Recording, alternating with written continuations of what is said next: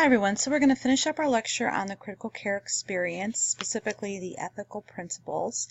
And again, this is a refresher from way back in nursing school, right at the beginning when you started learning about ethics, morality, and really our ethical principles that we follow as nurses. So here you see the two definitions, one for ethics, one for morality. And really ethics is kind of a study of the moral beliefs, whereas morality is the adherence to more informal personal values.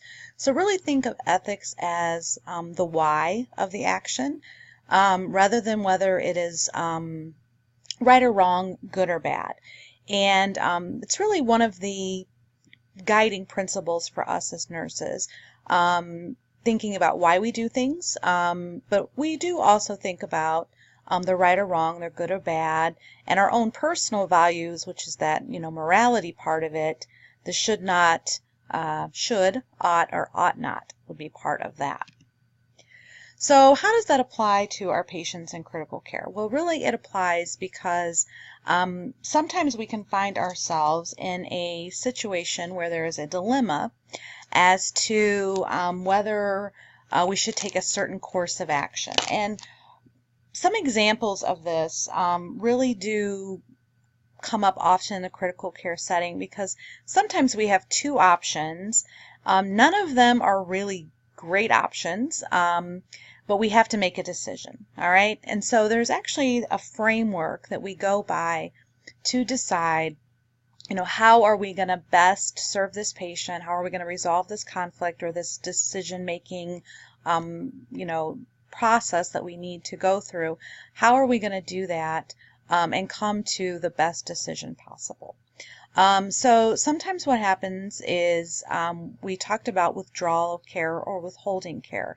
And sometimes what might happen is that what the family's wishes are conflicts with what the physician's wishes are or what we feel as a healthcare team would be the best course of action.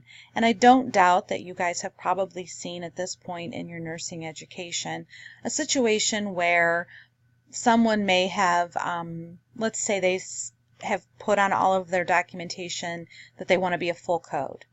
However, they are end stage renal failure, and now they've just been newly diagnosed with cancer. Let's say they have colon cancer. And so we know that based on that information, the likelihood of the patient having a positive outcome if they were to code is pretty small.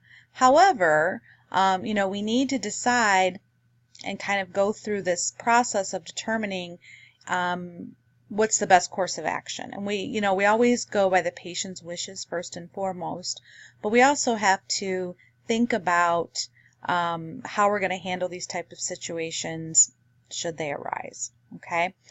We've also had situations where, for example, family members were very adamant that we continued very aggressive care, and as a healthcare team, we didn't necessarily feel that that was the best for the patient, and then you have a patient who's unable to make their wishes known. So you really do have to work through this whole process in determining how we're going to solve these type of healthcare dilemmas.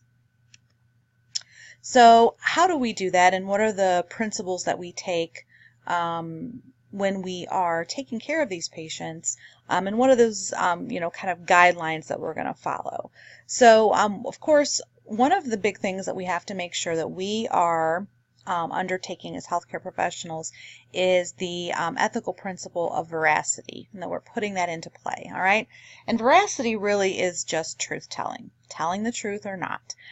So we have to make sure that we are very clear in our communication with patients and their family members, and that we are giving them all of the information that is needed to make a decision.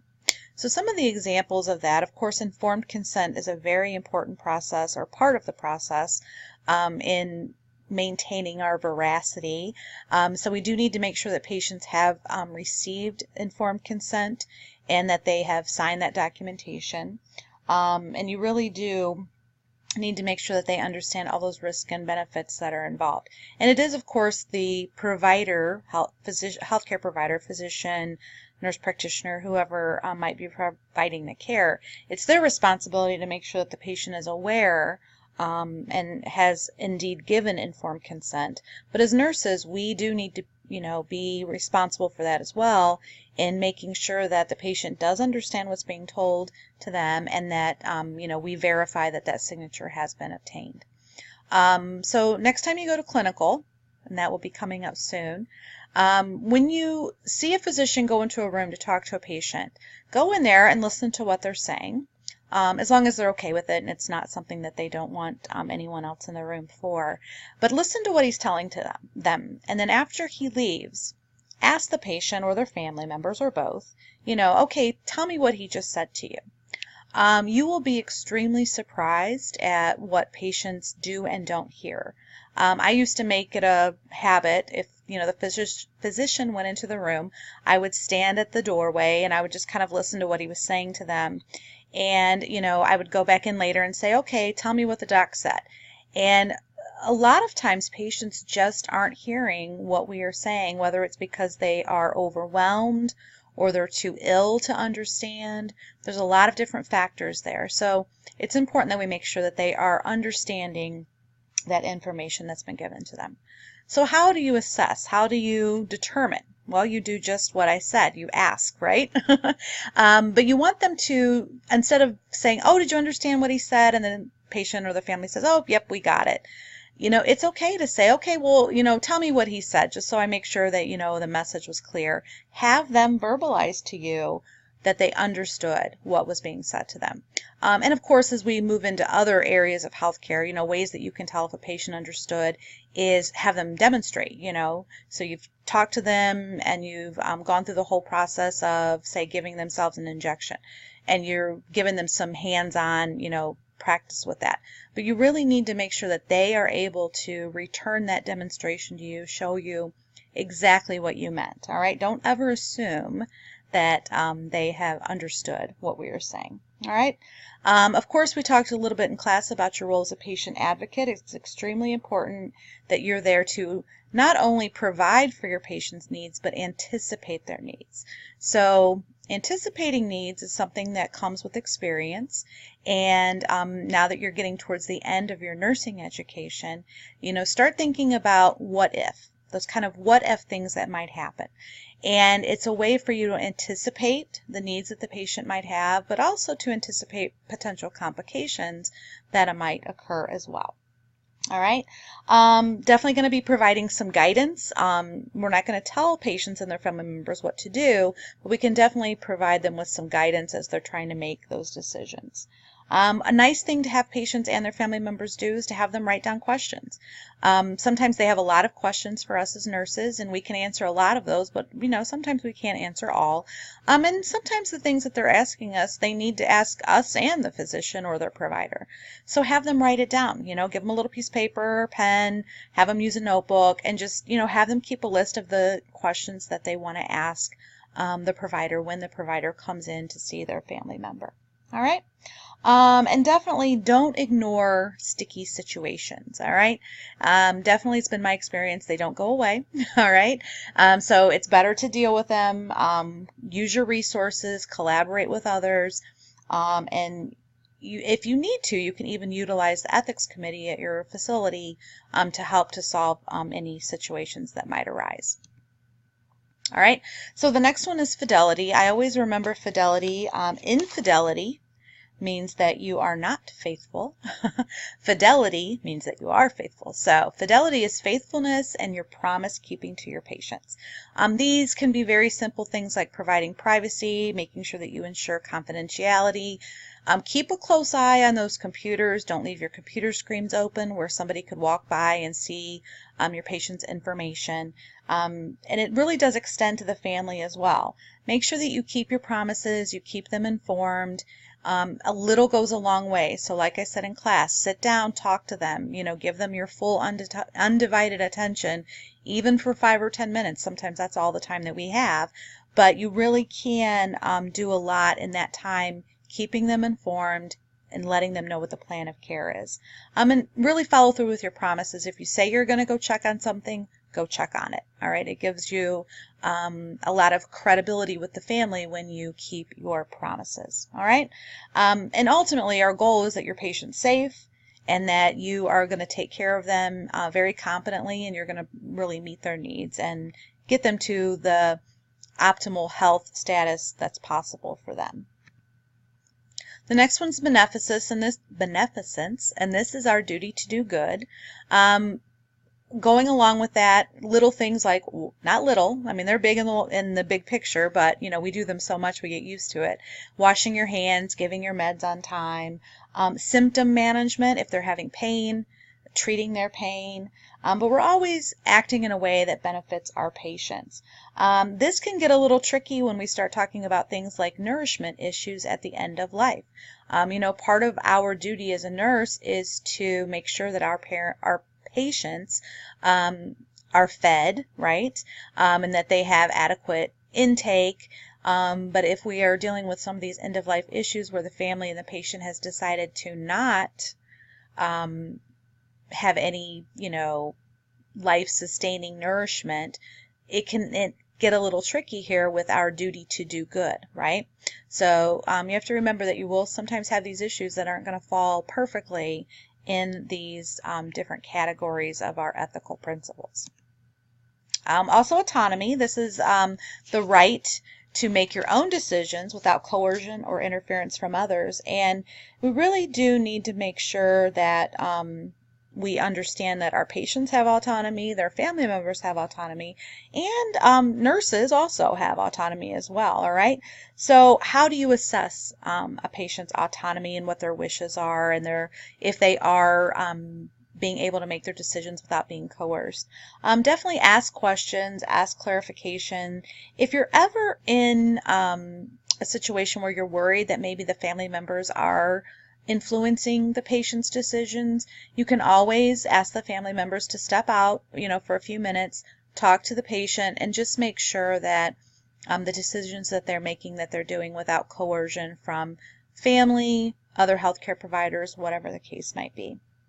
The key word with this is educated, all right? So if people have the information that they need and the education that they need, then they will be able to make those decisions that much more better, all right? Now, we talked with beneficence about end-of-life nourishment issues. With autonomy, one of the things that comes up in critical care especially is the use of restraints, all right?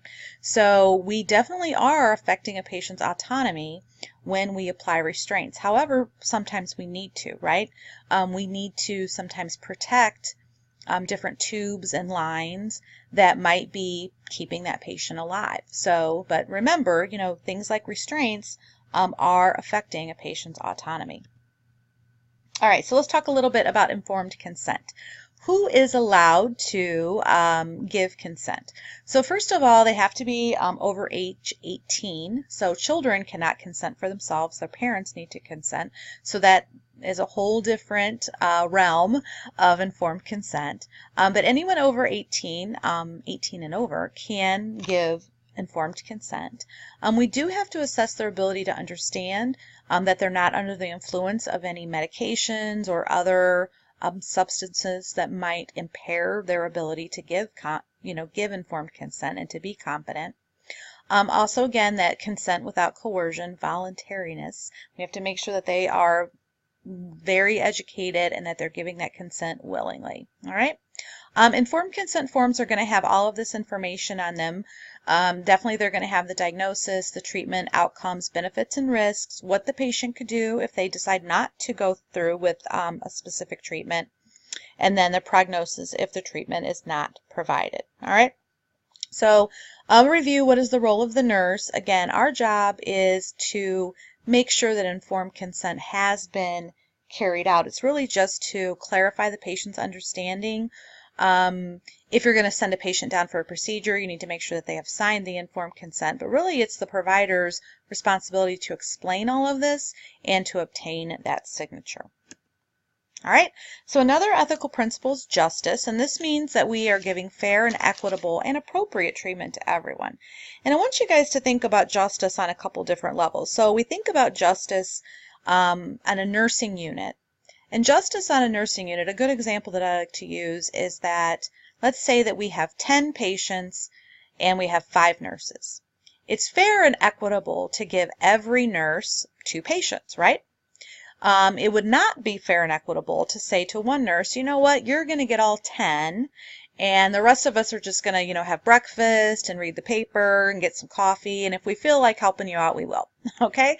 That would not be fair and equitable. It wouldn't be fair and equitable to the nurse, definitely, but it also wouldn't be fair to the patients, right? It wouldn't be fair to the patient to have, a nurse who's running around unable to care for them all day. Okay? If you look at the bigger picture, all right, look at hospital-wise, look at how we have to sometimes think about how we're going to use our resources, okay?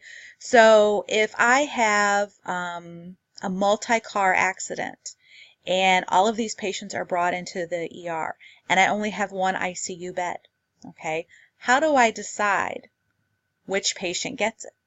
All right, or I only have one helicopter to send people out. How do I decide which patient gets that helicopter ride? So really you have to think on your level. We kind of call that the micro system, so the floor that you're working on, but also think big picture about how we decide how we're going to divvy out resources in a hospital system as well. All right. The other one is respect for life, and this is definitely something that you have to think about when it comes to death and dying, and it's really this sensitivity for the whole individual. An important term is empathy. All right. So I'm sure you guys remember that from 114, 115. Patients, I always say patients want empathy, not sympathy. All right. They don't want you to feel sorry for them. They want you to really put yourself in their shoes and think about what it would feel like to be in their situation. All right, so kind of look at it from their perspective, their viewpoint. Sometimes it's very challenging in healthcare because, in general, because we've become so technologically, adept at, computers and all of this tech that we can use to keep people alive. But we have to remember that along with taking care of patients, high quality care, using all this high technology, you have to remember that this is a person who has a family. They had a life before they walked in the door.